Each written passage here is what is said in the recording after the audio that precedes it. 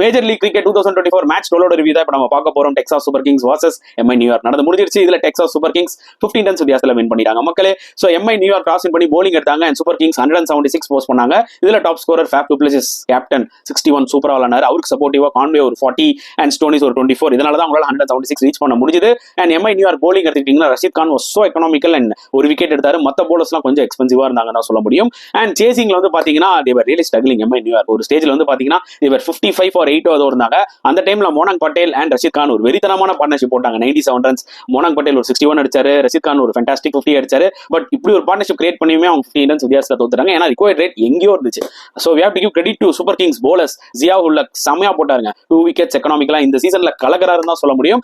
And at the same time Mohsin Khan அவரும் அன்பிளேபிளா இருந்தார். So economical and 1 wicket. But Marcus Stoinis என்னதான் 4 overs 50 கொடுத்தாலும் 4 இம்பார்ட்டன்ட் விக்கெட்ஸ் எடுத்தாரு.